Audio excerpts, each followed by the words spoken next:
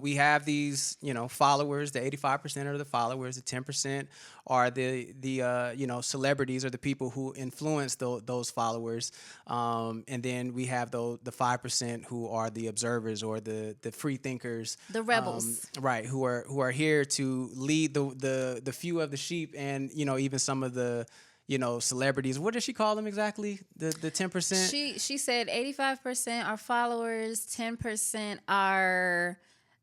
I think she said the one. I don't know what the exact word she said was, but basically the ones who take advantage of the fact that 85% Right. of the world want to be led. They're the ones who are influencing, Right. so to speak. So yeah, influencers, celebrities, businesses, for Media. for lack of a whatever word she said, and yes, definitely media. So yeah, I guess which bucket do you fall in, and have you seen yourself, I guess, transition through any over the years? I mean, I would say I'm an observer for sure because I have an awareness of what's going on. It's a lonely space to be in. Yeah, I definitely don't consider myself a sheep by any means. But you're also in music. You've done brand deals. You have an influential presence just in who you are. You sell things. Yeah. People come to your shows.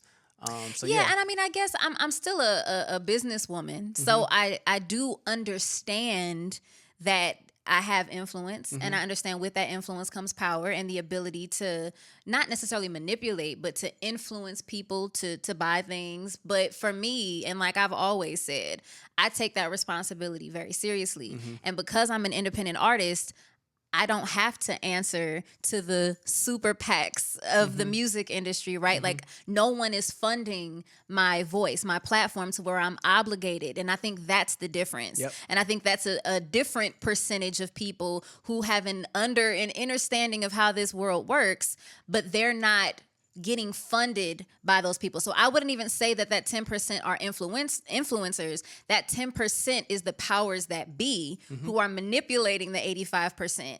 And in there are celebrities who are the pawns, who are basically the vessels to carry out the agenda of those, powers that be. Right. But because I am not a major political player or a major artist, I am of that percentage that understands my influence, but I don't have to speak like a ventriloquist quiz dummy through someone else's agenda. The things that I'm putting out, just like my shirt say, healed humans listen to JADE NOVAH. That's period. Because I'm talking about high vibrations. I want people to ask why.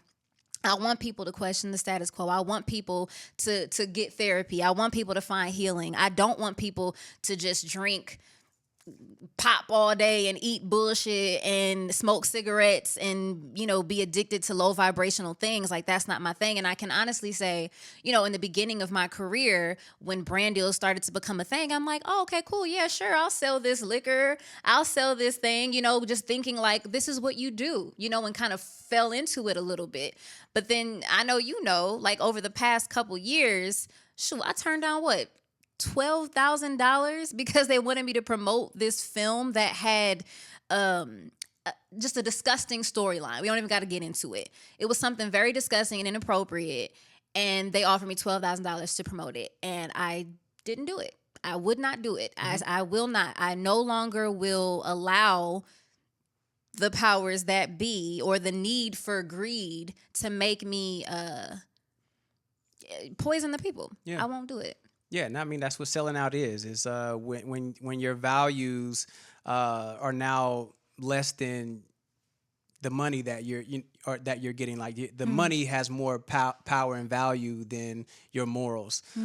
So yeah, I definitely commend you on that, and everyone who's walking that line of, yes, I'm in business. I understand that I have to be able to provide for my family and for myself, but I also want to make sure that I'm leading people down the right path. So I think we need to create a new category to add to her list. Is where I was going with this. I don't know what that is, but I think that's an even smaller number of people. Who are in that observer / influencer celebrity, business space. So yeah, we got to think of a name for that. Yeah, we Not have to right now, think of but one. Oh, okay. I'm like, how long we got? But yeah, just because there are businesses who want better for the people. Yeah. It's just, you know, you have to align yourself as a creative with those people who are doing things that you feel are helping to heal. And that's where finding your tribe comes in, and you know, really just connecting with people who share similar values, so our voices are louder instead of us individually all, you know, being observers on our own. Coming together, man, it's the only way. If it's only roughly 5% of us, then you know, we got to come together, because that 85% is real loud.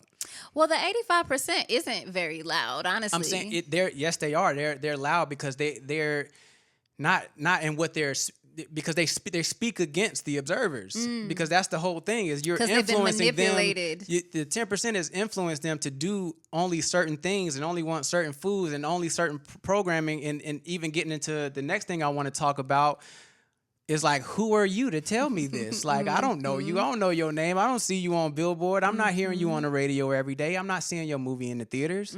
So why should I listen to you? And see, that is a beautiful segue. Because for me, I think the theme of this episode, beyond politics, is we need to stop asking who, and we need to start asking why.